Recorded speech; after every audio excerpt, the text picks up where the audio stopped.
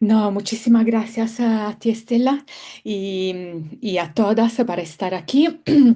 Me encanta que sean un grupo muy participativo, así que podemos tener también la posibilidad de ping-ponear un poco los elementos práctico-teóricos, sobre todo de orden metodológico, que quería compartir con ustedes hoy, porque cuando Estela me invitó, le pregunté qué puede ser más útil, ¿no? Para ustedes en el seminario, y justo me habló de la importancia de hablar de cómo se hace la investigación sobre feminicidio y violencia feminicida, cómo se va a campo, con qué cuerpo y con qué preguntas, ¿no? Y a raíz de eso pensé de compartirle algunas experiencias de investigación pero antes que nada quería disculparme con todas porque me hice, me preocupé mucho para no poder llegar por el bloqueo a Veracruz y mañana tengo un vuelo, entonces no logré tranquilizarme y decir voy, enfrento lo mismo, el desafío, pero la próxima vez no voy a fallarle. Y entonces quería compartirle hoy en particular una investigación que hicimos entre 12 países de América Latina. 12 países de América Latina, yo coordiné, fui la coordinadora general de la investigación, coordiné esos 12 países, claramente entre esos 12 estaba también México. Y el desafío, ¿cuál era? La pregunta de investigación, ¿cuál era? Se tenía que demostrar la relación entre la violencia sexual y la muerte de niñas y adolescentes en América Latina. Entonces, el problema es, cuando te dan un desafío así grande, un tema de investigación así grande, ¿qué hacemos? O sea, demostrar la muerte y la relación y el vínculo entre violencia sexual y muerte de niña y adolescente parece simple, pero no lo es. Entonces, y además, entre 12 países de nuestra región, encontrar más lo que nos une, que nos diferencia, no traicionando ni la horizontalidad de la investigación, ni ni un punto de vista situado, ¿no? De la misma. Entonces, lo que intentamos hacer, comparto un PowerPoint, ¿ok? Comparto, ok,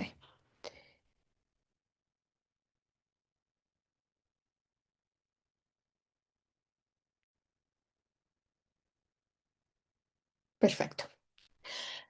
Lo que intentamos hacer entre esos 12 países fue pensar las violencias de forma interrelacionada, ¿no? Yo me ocupé de escribir el marco teórico y de pensar a la metodología. Y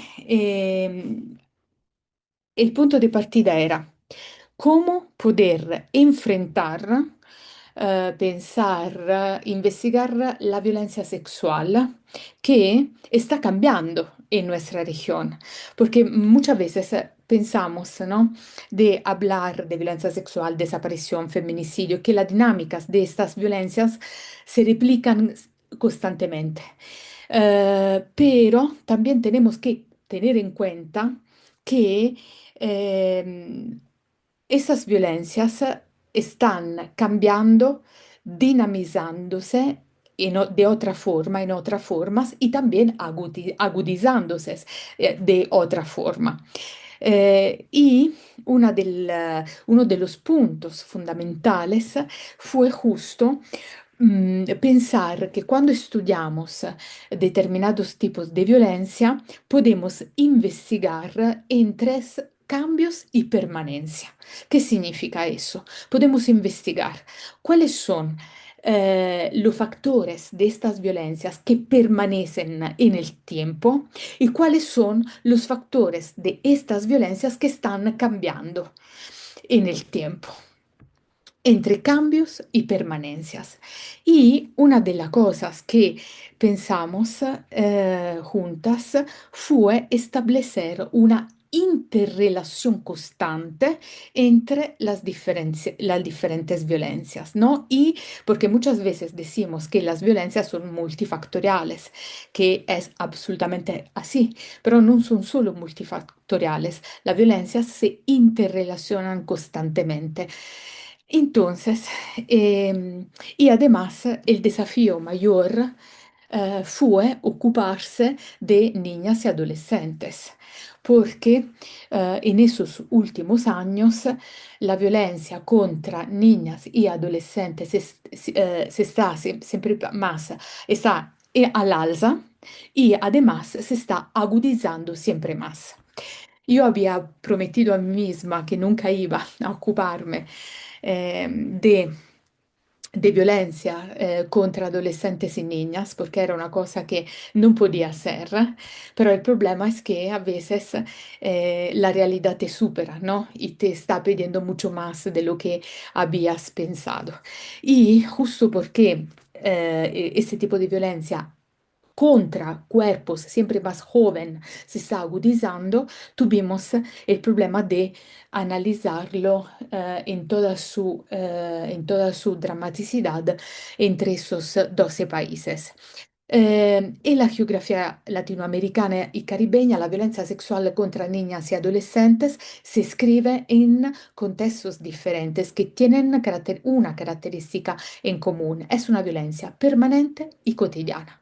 Además, como nos enseña la maravillosa antropóloga eh, Mercedes Olivera Bustamante, que seguramente conocerán, no siempre esta violencia termina en un asesinato, pero crea las condiciones y acumula las posibilidades para que eso suceda.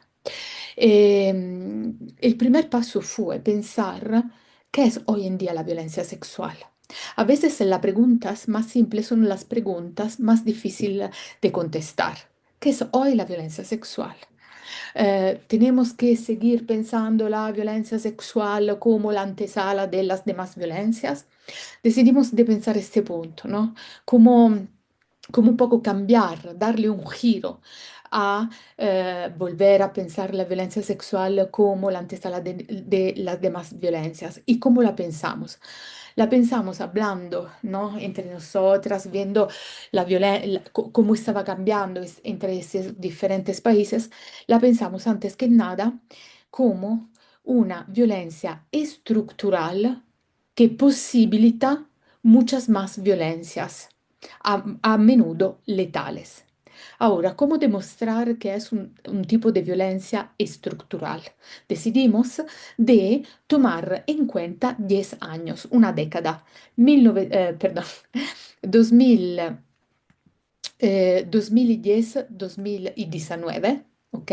Por lo menos una década, ¿no?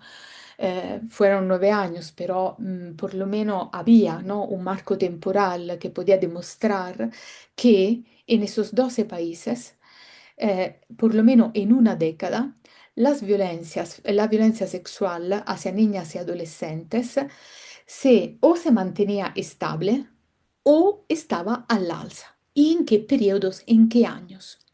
Demostramos recogiendo datos parciales, pero recogiendo datos que en todos estos 12 países, sobre todo en Argentina, en México, en Bolivia y en Perú, eh, la violencia sexual era una violencia estructural y estaba siempre más al alza.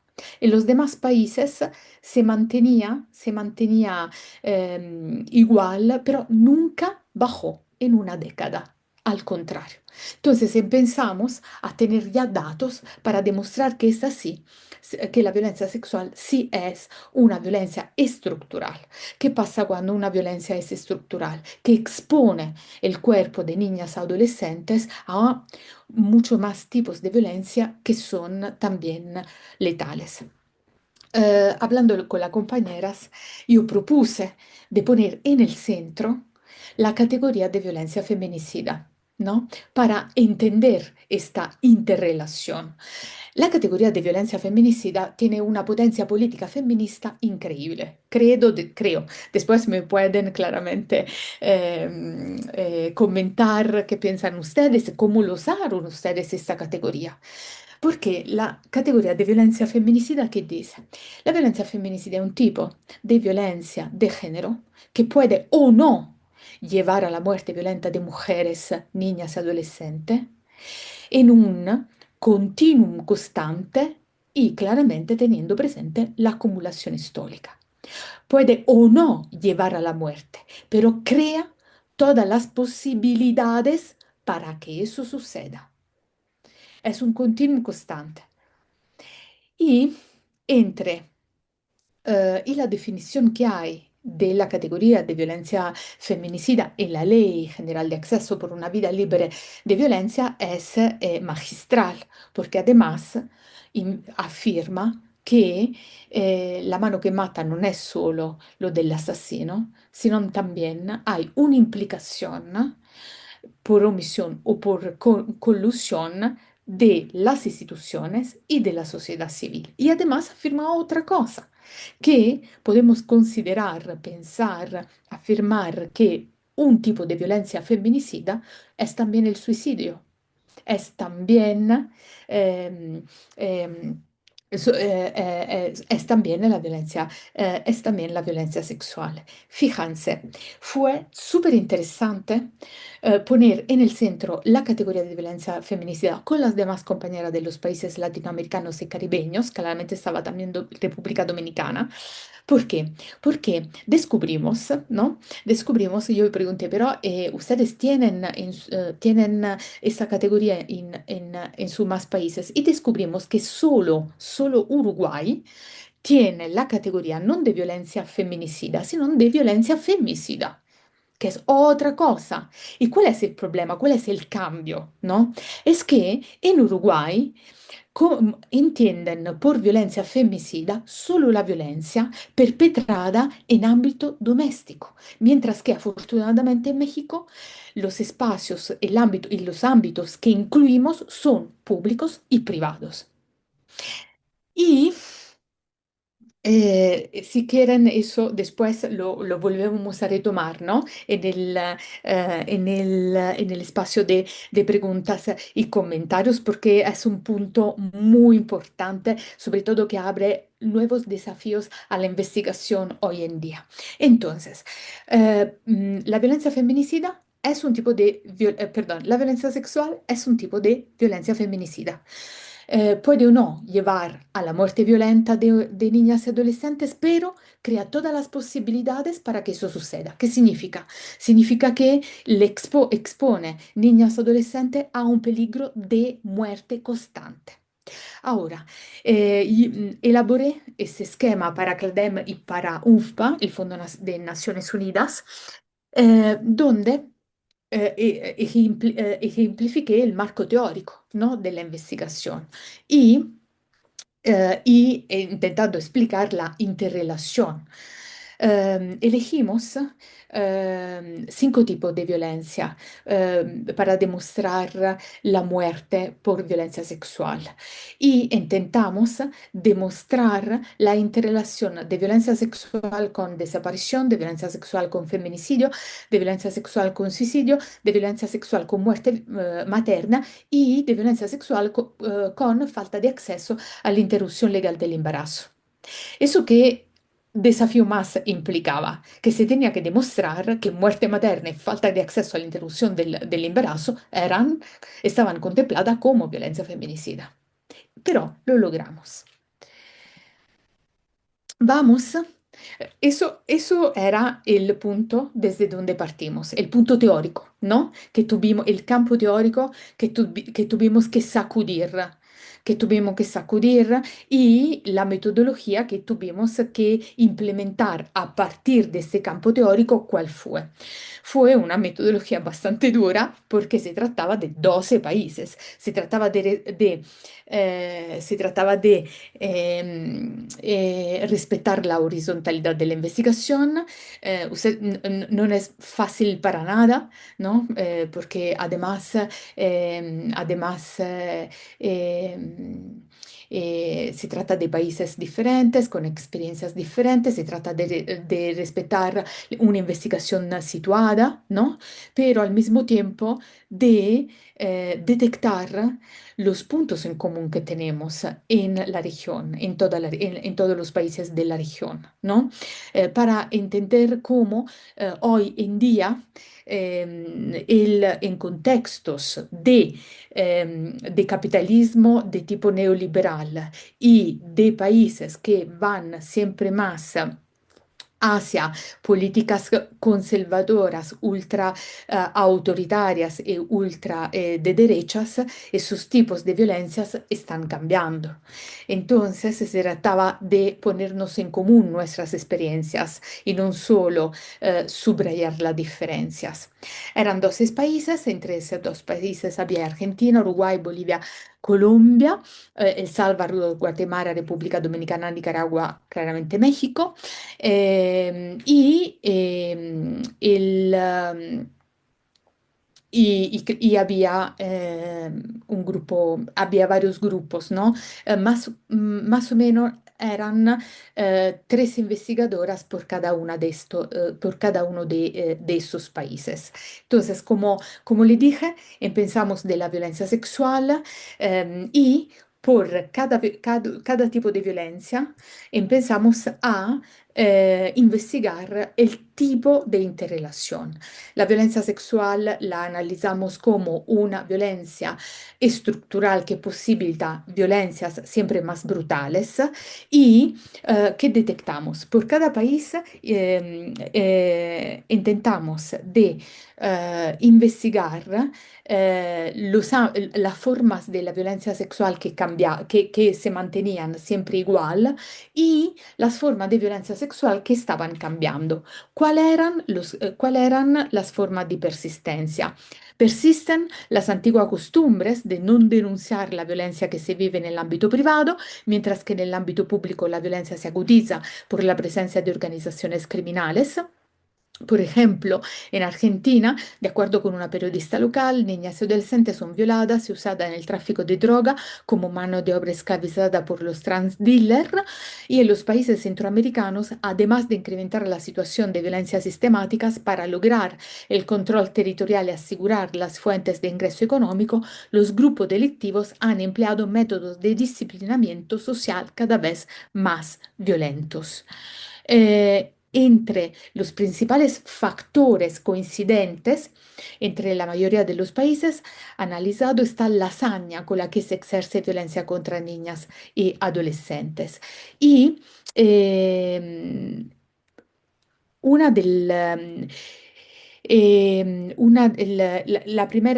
primer tipo de violencia feminicida que analizamos, la primera interrelación fue la interrelación entre violencia sexual y entre violencia sexual y feminicidio. Claramente aquí una categoría que fue muy útil utilizar en la investigación fue otra vez la categoría de una gran académica mexicana, Julia Morales Fragó, que nos habla de feminicidio sexual sistémico. ¿Qué entendemos con un feminicidio sexual sistémico? El asesinato de mujeres precedido por delitos sexuales. Y vimos que entre los factores de persistencia se encuentra la naturalización de las violencias, la reproducción y transmisión constante de las normas sociales de género. Una chica que estudia o deja a su novio sigue siendo percibida como la que traiciona y rompe con el mandato social. Además, más tenemos autonomía, más nos matan. Esos factores de persistencia siguen operando en la misma forma. Pero, ¿qué es lo que cambia? Lo que cambia es que em, las asesinan para encubrir una violencia sexual. A menudo las asesinan para encubrir una violencia sexual, las asesinan para encubrir un embarazo producto de una violencia sexual. Encontramos un caso trágico en Nicaragua, donde un papá, papá es decir mucho, quema la casa donde vivía su familia con sus tres hijas en la casa. La tres, dos niñas y un adolescente. Perdón, intento siempre no usar la categoría menor de edad porque me parece horrible, ¿no? Y quema la casa con las tres niñas adentro, solo una logra salvarse, la mayor, la adolescente, que cuenta después en hospital, cuenta que el papá había violado las tres, que una de las tres, la del medio, se había quedado embarazada por la violencia sexual del papá y que cuando lo descubrió el hombre decidió quemarlas, ¿no? Y claramente es muy fácil imaginar y que no llame la atención este caso para crear una analogía con lo que Silvia Federici define casas a la bruja, ¿no? Una casa a la bruja también contemporánea que siempre se renueva constantemente. Además, otro factor de cambio fue que sí, baja la edad de la víctima o de la sobreviviente de violencia, pero el problema que detectamos es que también baja la edad del agresor. Son siempre más jóvenes los agresores, son siempre más jóvenes los victimarios. Y si no tenemos presente un dato así importante, ¿cómo podemos hacer, por ejemplo, ¿no? A proponer políticas públicas adecuadas, ¿no? Y claramente otro dato importante que eso Ciudad Juárez, los casos de Ciudad Juárez lo enseñan desde los años 90 y que la mayor parte de los feminicidios, aparte de ser procedido por violencia sexual, también eh, con frecuencia precedidos por desapariciones. Desaparición del cuerpo. Pasamos a la desaparición, ¿no? Analizamos la relación entre violencia sexual y feminicidio, sobre todo feminicidio sexual sistémico, y después empezamos a analizar la relación entre violencia sexual, feminicidio sexual sistémico y desaparición. Claramente, ¿cuáles son los factores de persistencia? Los factores de persistencia en la desaparición son siempre lo que conocemos, así como los feminicidios, los estereotipos, ¿no? Siguen vigentes. Si No te desaparece ibas es a ir. porque ¿Por qué? creo, si desaparece es porque huyó con el novio, no se preocupen, ¿no? Volverá mañana, ¿no? Esos son siempre los factores, lo que se repite constantemente, los estereotipos, pero todavía cambia la dinámica de la desaparición, sobre todo para niñas y adolescentes. En México, eh, y descubrimos, sobre todo, intercambiando información entre Uruguay y México, descubrimos que en Uruguay y México había un tipo de desaparición que seguía dinámicas muy parecidas y que empezamos a nombrar como desaparición intermitente. Fíjense que antes de empezar esta interrelación, ni yo conocía la investigación de Uruguay, ni las investigadoras de Uruguay, ni las investigadoras de Uruguay conocían a las mexicanas. A veces, ¿no? Es fundamental crear redes latinoamericanas de investigación entre las investigadoras que nos ocupamos de violencia feminicida, ¿no? Porque muchas veces no intercambiamos información, no hay espacio para el intercambio de información y hoy más que nunca es crucial ese intercambio, porque además la violencia se están... las dinámicas de los cambios son siempre más rápidos, ¿no? Y tenemos que tenemos por lo menos que tener una base común de intercambio de información. Por eso, lugares que crea Estela como este seminario me parece tan importante, porque además son muy pocos en México, ¿no?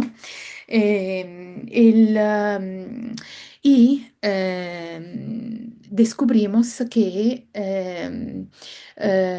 habían muchas desapariciones de chicas jóvenes que pero volvían, ¿no? Volvían a su domicilio. Por eso intermitentes, que volvían, desaparecían por un mínimo de 2 días y un máximo de 1 o 2 meses y después volvían a su domicilio, ¿no? Y la empezamos a nombrar intermitentes. No conociéndonos, estábamos nombrando de la misma forma esta dinámica de la desaparición, ¿no? Entre Uruguay y México, solo que las compañeras de Uruguay ya nombraban ese tipo de desaparición como desaparición intermitente y sistémica. ¿Por qué? Porque averiguaron que en Uruguay ya se puede afirmar que es también sistémica. Aquí aún no tenemos datos para afirmar esta ese segundo rasgo de la desaparición, ¿no? Y eh, ahora, ¿qué pasa en este tipo de desaparición? Que la primera vez que esas niñas y adolescentes desaparecen, las familias denuncian al Ministerio Público ese tipo de desaparición, el Ministerio Público empieza las investigaciones, solo que cuando la niña o adolescente vuelve a su domicilio, se interrumpe la investigación. Entonces, estamos en una paradoja, estamos viviendo en una paradoja investigativa, porque vuelve el cuerpo, ¿no? Se devuelven el cuerpo, pero desaparece el delito, porque los ministerios públicos no investigan más. Entonces, por años, desde los feminismos, hemos dicho que ninguna desaparición es casual y, desafortunadamente, con la devolución del cuerpo, cuando devuelven la niña adolescente, se cierra la carpeta de investigación, se cierra el caso. Entonces, se crea una paradoja, porque en los datos que podemos leer, ¿no? Los datos oficiales parece que la desaparición en algunas zonas baja. ¿Por qué? Porque la carpeta está cerrada, las chicas vuelven a su casa.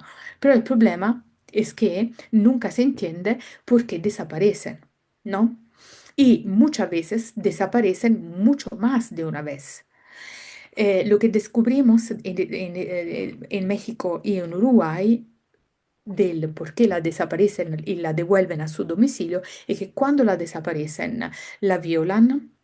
Ellas no denuncian porque tienen miedo y vergüenza, miedo porque saben perfectamente los grupos que la secuestran, la desaparecen, perdón, saben perfectamente dónde viven, dónde van a escuela, quién son sus amigas, quién son los integrantes de su familia. Entonces viven esta vida intermitente entre una desaparición a la otra como si estuvieran viviendo siempre bajo secuestro. Y, lo más importante es que cuando la desaparecen por la segunda vez, ni siquiera el Ministerio Público vuelve a abrir la carpeta de investigación, porque se reactivan los estereotipos de siempre. Seguro volverá, seguro es un... eh, eh, ha desaparecido y volverá como la primera vez, ¿no? Como hizo la primera vez. Cuando la desaparecen, la usan por sus tráficos ilegales. ¿No?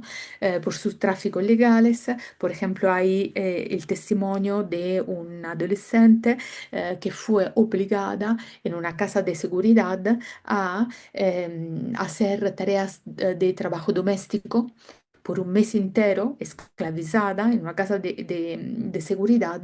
em, se- según lo que leían las tareas que le requerían los grupos del crimen organizado. También la otra interrelación que investigamos fue la interrelación entre violencia sexual y suicidio, porque fue muy importante analizar los casos de suicidio de adolescentes que se suicidaron porque habían sufrido anteriormente una violencia sexual. Afortunadamente, mientras estábamos haciendo la investigación, ehm, eh, salió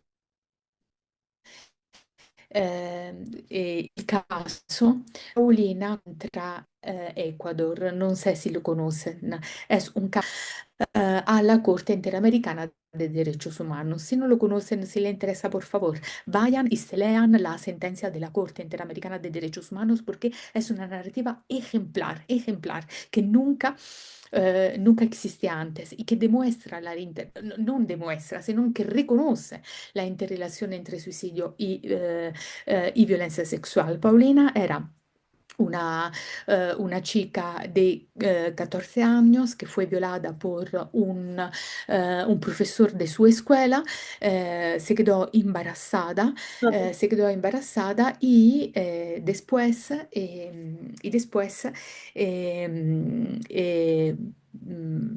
por miedo y por vergüenza no lo dijo a nadie. Cuando se quedó embarazada, habla con el profesor que la violó. El profesor que la violó le dijo, no te preocupes, ahora te presento al preside, ¿no? de la escuela y será él a ocuparse del caso. Y el preside se dice, ¿no? Estela, creo que sí, el-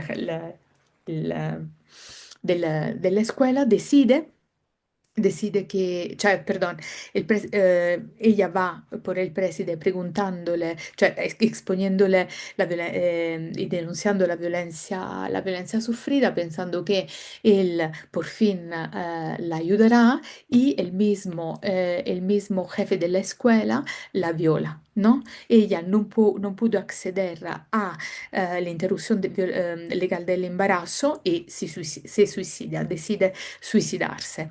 En la narrativa que las abogadas de la madre de Paulina presentan a la Corte Interamericana de Derechos Humanos es una narrativa ejemplar porque afirman que el acto del suicidio de Paulina fue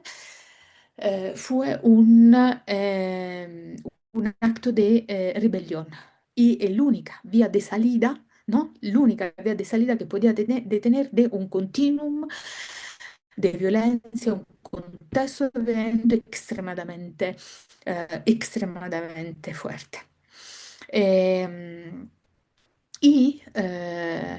Demostrando también, ¿no? Non solo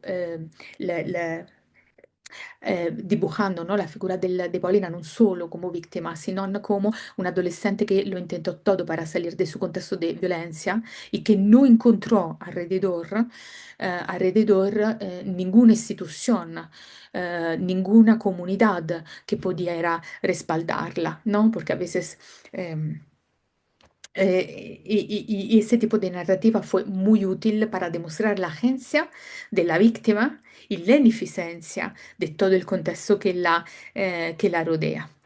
Eh, Así hicimos también en este punto fue muy importante este punto porque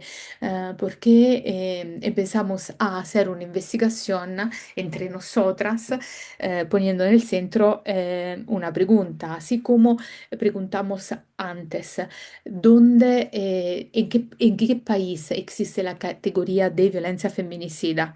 ¿Y dónde esta categoría está tipificada, ¿no?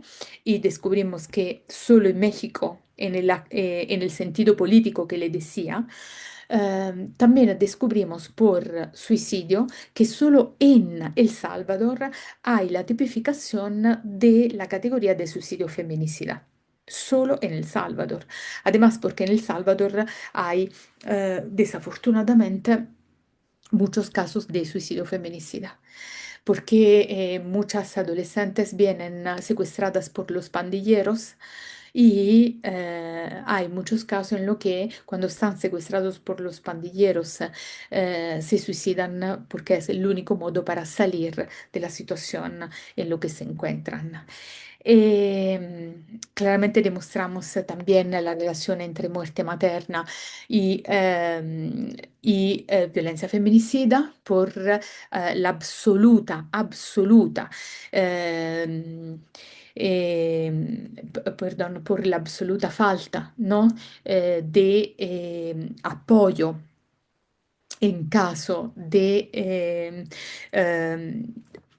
apoyo por parte de las instituciones, perdón, de instituciones que se ocupan de salud reproductiva. Y también la relación entre violencia sexual y falta de acceso a la interrupción legal del embarazo. Estoy yendo más rápido en este punto porque me doy cuenta que ya son las 3:48 y no quiero seguir hablando muchísimo yo. Pero ese último punto creo que puede ser muy útil en ese contexto, porque además en Veracruz, Estela, por favor, dime si me estoy equivocando, en Veracruz pidieron la alerta de género, ¿no? Por falta de acceso a la interrupción legal del embarazo, Y por agravio comparado. por agravo comparado. Ujú. Entonces, eh, en la investigación demostramos que la falta de acceso a la interrupción legal del embarazo, sí, es una violencia es un tipo, puede ser un tipo de violencia feminicida, porque la criminalización de las mujeres por tomar decisiones sobre su cuerpo, su sexualidad, su proyecto de vida es un mecanismo de poder y de control. La muerte violenta de niñas y adolescentes orilladas por los marcos legales punitivos a praticarse aborto inseguro es violencia feminicida por parte de las instituciones. Muchas sobrevivientes de violencia sexual cuando buscan protección encuentran instituciones sanitarias que no son de fácil acceso por el alto costo de los servicios básicos privatizados. Y es muy importante eso, cuando un servicio de salud está privatizado no, y no está cerca, ¿no? No está cerca, no hay cercanía territorial, eso aumenta el riesgo, ¿no? El riesgo de muerte materna. Y también por la presencia de un alto porcentaje de personal sanitario que se declara objetor de conciencia y que no garantiza el acceso a una interrupción legal y segura del embarazo. Entonces, nada, em, para nosotras fue muy importante justo em, analizar. Fue una investigación que duró 4 años, muy larga, con una producción bastante grande de datos.